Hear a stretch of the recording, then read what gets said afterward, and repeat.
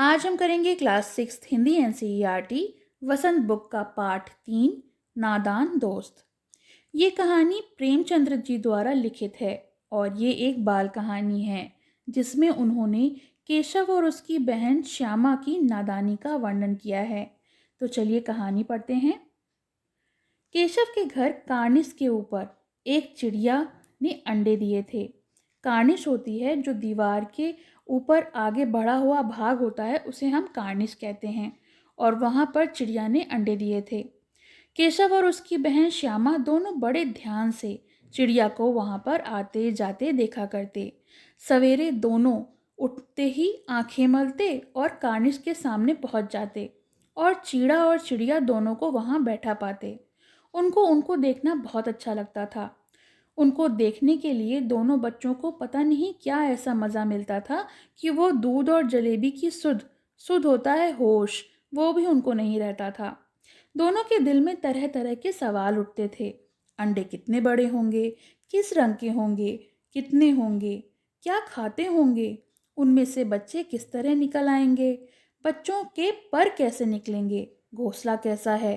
तो वो दोनों छोटे बच्चे थे और उनके मन में ना जाने कितने सवाल उठते थे। लेकिन इन बातों का जवाब देने वाला कोई भी नहीं था। ना अम्मा को घर के काम काज से फुर्सत नहीं मिलती थी, क्योंकि जो माँ थी वो घर के काम काज देखती थी। ना बाबूजी को पढ़ने लिखने से फुर्सत थी। तो दोनों बच्चे आपस में ही सवाल और जवाब करके अपने दिल को तसल्ली दे लिया करते थे। तसल्ली होती है दिलासा देना। श्यामा कहती, क्यों भैया, बच्चे निकलकर फुर्र से उड़ जाएंगे। फुर्र से यानी शीघ्र ही, जल्द ही उड़ जाएंगे।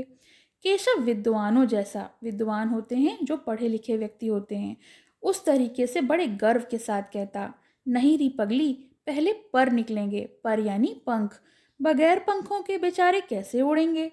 श्यामा कहती, बच्चों को क्या खिलाएगी बेचारी। केशव इस पेचीदा सवाल का जवाब कुछ ना दे सकता था। पेचीदा यानी मुश्किल। इस तरह 3-4 दिन गुजर गए। दोनों बच्चों की जिज्ञासा जिज्ञासा होती है जानने की इच्छा, दिन ब दिन बढ़ती जाती थी। अंडों को देखने के लिए वे अधीर हो उठते। अधीर होता है जिसमें धैर्य ना हो, सब्र ना हो, और इस कारण वो उनको देखने के लिए परेशान हो जाते थे।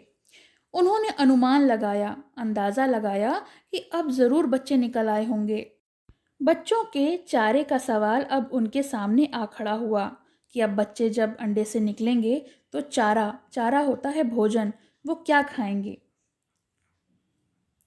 चिड़िया बेचारी इतना दाना कहाँ से पाएगी और सारे बच्चों का पेट भरेगी।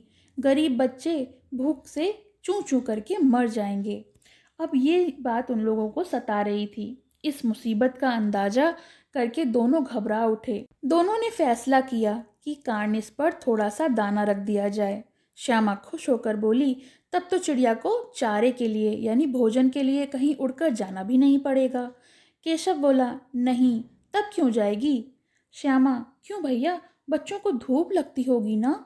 केशव का ध्यान इस तकलीफ पर तो गया ही नहीं था। बोला, हाँ ज़रूर, तकलीफ तो ज़रूर होती होगी। बेचारे बच्चे प्यास के मारे तड़पते होंगे, ऊपर छाया भी तो नहीं है। आखिर यही फैसला हुआ कि घोंसले के ऊपर कपड़े की छत बना देनी चाहिए जिससे उन्हें धूप ना लगे। पानी की प्याली में पानी और थोड़े से चावल रख देने का प्रस्ताव भी स्वीकृत हो गया। प्रस्ताव होता है जब किसी को आप कोई सुझाव देते हैं। तो इस तरीके से उन्होंने दोनों बच्चों के बारे में सोचा। दोनों बच्चे बड़े चाव से काम करने लगे। चाव यानी काफ़ी पसंद से, शौक से वो काम करने लगे। श्यामा माँ की आंख बचाकर यानी नज़र बचाकर मटके से चावल निकाल लाई। केशव ने पत्थर की प्याली का तेल चुपके से ज़मीन पर गिरा दिया और खूब साफ करके उसमें पानी भर दिया। इस तरह से दोनों बच्चों ने चीड़ा और चिड़ियों के बच्चों के लिए पानी और दाने का इंतज़ाम कर दिया। अब चांदनी के लिए कपड़ा कहाँ से लाएं। चांदनी होती है जो ढाक होती है ऊपर की तरफ, तो उसके लिए कपड़ा कहाँ से आए। फिर ऊपर बगैर छड़िया के कपड़ा ठहरेगा कैसे। जब छड़ियाँ होंगी तब तो आप उसमें कपड़ा बांधोगे, तो वहाँ तो छड़ियाँ थी नहीं। केशव बड़ी देर तक इस उधेड़ बुन में लगा रहा। उधेड़ बुन होता है सोच विचार। अब वो सोच विचार कर ही रहा था, आखिरकार उसने इस मुश्किल का भी हल यानी इसको सॉल्यूशन भी निकाल लिया। श्यामा से बोला, जाकर कूड़ा फेंकने वाली टोकरी उठा लाओ, जिसमें कूड़ा फेंका जाता है वो टोकरी ले आओ। अम्मा जी को मत बताना। श्यामा, वह तो बीच से फटी हुई है, उसमें से तो धूप न जाएगी। केशव ने झुंझला कर कहा, तू टोकरी तो ला, मैं उसका सुराख बंद करके कोई हिकमत निकालूंगा। हिकमत मतलब कोई सोल्यूशन निकालूंगा। श्यामा दौड़कर टोकरी लाई। केशव ने उसके सुराख में थोड़ा सा कागज ठूस दिया यानी घुसेड़ दिया, और सुराख यानी छेद। अब टोकरी की जो एक टहनी थी उसे टिकाकर ऐसे रख दिया कि घोंसले पर उसकी आड़ हो जाए और धूप ना लगे। श्यामा ने दिल में सोचा, भैया कितने चालाक हैं। गर्मी के दिन थे, बाबूजी दफ्तर गए हुए थे, दफ्तर यानी ऑफिस। अम्मा दोनों बच्चों को कमरे में सुलाकर खुद भी सो गई थी, लेकिन बच्चों की आंखों में नींद कहाँ थी। अम्मा जी को बहलाने के लिए दोनों दम रोके और आंखें बंद किए मौके का इंतजार कर रहे थे कि किसी तरह से मौका मिले और वो जाकर बाहर कार्निस के पास देखें। जो ही मालूम हुआ कि अम्मा जी अच्छी तरह से सो गई हैं, दोनों चुपचाप उठे और बहुत धीरे से दरवाजे की सिटकिनी होती है कुंडी, कुंडी को खोलकर बाहर निकल आए। अंडों की हिफाजत की तैयारी होने लगी। तो यहाँ उन लोगों ने काफ़ी ज़्यादा इत्मीनान से एहतियात से काम किया, और जैसे ही अम्मा सो गईं वैसे ही दोनों चुपचाप बाहर आ गए और अंडों की हिफाजत यानी रक्षा करने के लिए उन्होंने तैयारियां शुरू कर दी। केशव कमरे से एक स्टूल लाया, लेकिन जब उस पे काम न चला तो नहाने की चौकी लाकर स्टूल के नीचे रखी और डरते डरते स्टूल पर चढ़ा, क्योंकि एक स्टूल की लंबाई इतनी नहीं थी कि वो कार्निस तक पहुंच सकता।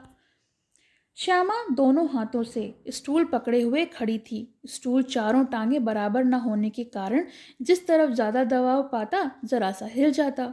उस वक्त तो केशव की बिल्कुल जान ही निकल जाती, क्योंकि वो जानता था कि वो किस तकलीफ उठाकर उस पर खड़ा था। दोनों हाथों से कार्निश पकड़ लेता, श्यामा को दबी आवाज में यानी धीरे से डांटता, अच्छी तरह से पकड़ वरना बहुत मारूंगा। बेचारी श्यामा का दिल ऊपर कार्निस पर था, बार बार उसका ध्यान वहीं चला जाता और हाथ ढीले पड़ जाते। केशव ने ज्यों ही कार्निस पर हाथ रखा, दोनों चिड़ियां उड़ गईं। केशव ने देखा कार्निस पर थोड़े तिनके बिछे हुए हैं, तिनके यानी सूखी घास, और उस पर 3 अंडे पड़े हुए हैं। जैसे घोंसले में उसने पेड़ों पर देखा था, जिस तरीके का घोंसला उसने पेड़ों पर देखा था, वैसा कोई घोंसला नहीं है। श्यामा ने नीचे से पूछा, कै बच्चे हैं भैया? कै यानी कितने? केशव ने कहा, 3 अंडे हैं, अभी बच्चे नहीं निकले हैं। श्यामा ने पूछा, जरा हमें भी दिखा दो भैया कितने बड़े हैं।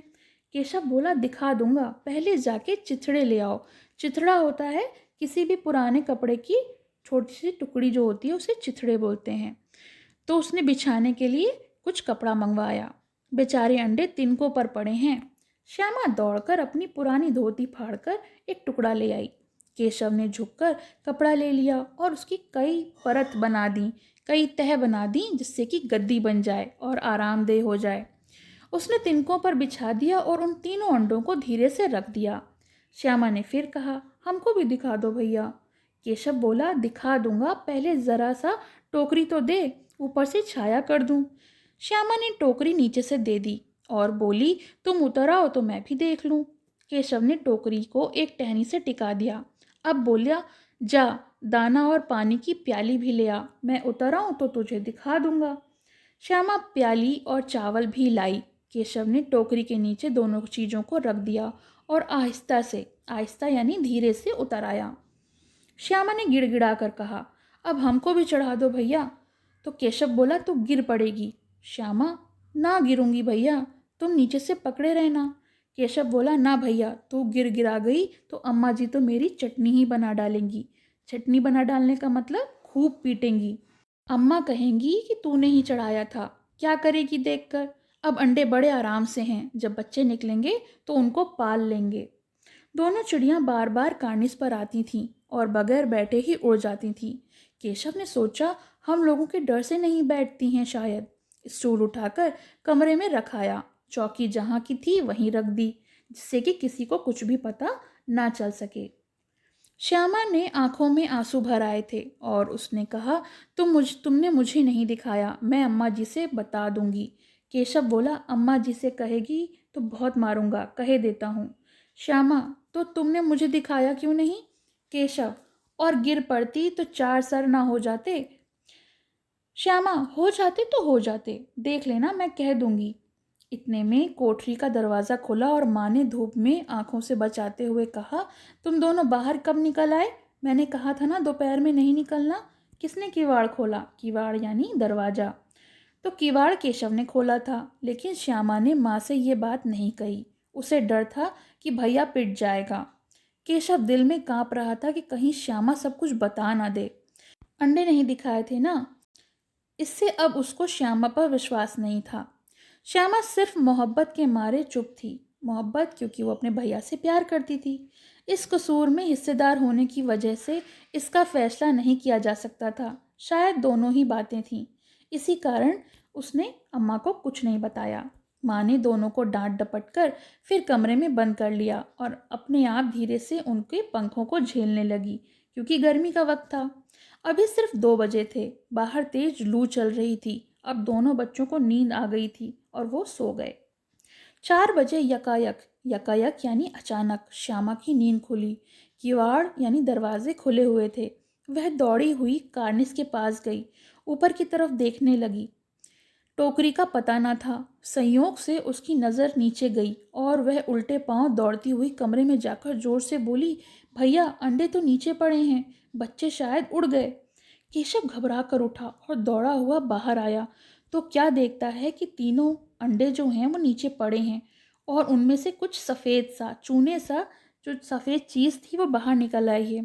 पानी की प्याली भी एक तरफ टूटी पड़ी हुई है। उसके चेहरे का रंग उड़ गया। चेहरे का रंग उड़ने का मतलब होता है कि वो बहुत ज़्यादा घबरा गया। सहमी हुई आंखों से ज़मीन की तरफ देखने लगा। श्यामा ने पूछा, बच्चे कहाँ उड़ गए भैया? केशव ने करुण स्वर में, बहुत दया भरे स्वर में कहा, अंडे तो फूट गए श्यामा, और बच्चे कहाँ गए? केशव, तेरे सर में। देखती नहीं है, अंडों में से उजला उजला पानी निकल आया है। उजला उजला यानी सफ़ेद सफ़ेद। वही तो 2-4 दिन में बच्चे बन जाते। माँ ने सोटी हाथ में लिए हुए पूछा। सोटी होती है डंडा, और डंडा लेकर उन्होंने अपने बच्चों से पूछा, तुम दोनों वहाँ धूप में क्या कर रहे हो? श्यामा ने कहा, अम्मा जी, चिड़िया के अंडे टूटे पड़े हैं। माँ ने आकर टूटे हुए अंडों को देखा और गुस्से से बोली, तुम लोगों ने अंडों को छुआ होगा। अब तो श्यामा को भैया पर ज़रा सा भी तरस नहीं आया। उसने आओ देखा ना ताओ, उसी समय उसने अम्मा से शिकायत कर दी कि शायद अंडों को इस तरह से रख दिए जाने के कारण ही वो नीचे गिर गए हों और इसकी सज़ा तो भैया को मिलनी ही चाहिए। बोली, अंडों को छेड़ा था भैया ने। माँ ने केशव से पूछा, क्यों रे? केशव भीगी बिल्ली बना खड़ा हुआ। भीगी बिल्ली यानी डरा हुआ सा वो खड़ा था। माँ, तू वहाँ पहुँचा कैसे? श्यामा, चौकी पर स्टूल रखकर चढ़े थे अम्मा जी। और केशव, तू स्टूल थामे नहीं खड़ी थी? श्यामा, तुम्ही ने तो कहा था। माँ, तू इतना बड़ा हुआ, तुझे अभी इतना भी मालूम नहीं है कि छूने से चिड़ियों के अंडे गंदे हो जाते हैं। चिड़िया फिर उनको नहीं सेती। सेती यानी उन पर फिर वो नहीं बैठती है। श्यामा ने डरते डरते पूछा, तो क्या चिड़िया ने अंडे गिरा दिए अम्मा जी? माँ, और क्या करती? केशव का सिर इसका पाप पड़ेगा, क्योंकि केशव ने ही इन अंडों को छुआ था। इस कारण इसका पाप जो है वो केशव को लगेगा। हाय हाय, 3 जाने ले ली दुष्ट ने। केशव रोनी सूरत बनाकर बोला, मैंने तो सिर्फ अंडों की गद्दी पर रखा था अम्मा जी। अम्मा को हंसी आ गई, क्योंकि केशव जो था वो नादान था। उसका जो इंटेंशन था वो बिल्कुल भी अंडों को नुकसान पहुंचाने का नहीं था। उसने तो कंफर्टेबल कराने के लिए उनको उस पर रखा था। मगर केशव को कई दिनों तक अपनी गलती पर अफसोस होता रहा। अंडों की हिफाजत करने के जोग में, यानी रक्षा करने के लिए, उसने उनका सत्यानाश कर डाला था। इसे याद कर वह कभी कभी रो भी पड़ता था। दोनों चिड़िया वहाँ फिर कभी नहीं दिखाई दी। तो इस कहानी से हमें ये शिक्षा मिलती है कि जाने अनजाने हमें बड़ों से पूछ लेना चाहिए। अपने मन से कोई कार्य ऐसा नहीं करना चाहिए जिसके लिए बाद में हमें पछताना पड़े। तो ये तो मुंशी प्रेमचंद द्वारा लिखित कहानी थी, नादान दोस्त। अब चलिए हम इसके शब्दार्थ और प्रश्नोत्तर भी देख लेते हैं। कार्निश होता है दीवार के ऊपर आगे बढ़ा हुआ भाग। सुध यानी ध्यान। तसल्ली होती है दिलासा। फुर्र से शीघ्र ही या जल्दी से। पेचीदा यानी मुश्किल या कठिन। अधीर होती है जिसमें धैर्य न हो, इम्पेशेंट। चारा यानी भोजन। जिज्ञासा यानी जानने की इच्छा, क्यूरोसिटी। हिकमत होता है उपाय, कोई भी आइडिया लगाना या फिर कोई भी सॉल्यूशन ढूंढना। चाव यानी शौक। अंदाज़ा यानी अनुमान लगाना। उधेड़बुन यानी सोच विचार। सुराख होता है छेद, होल। आंख बचाकर, नज़रों से बचाकर। प्रस्ताव यानी सुझाव।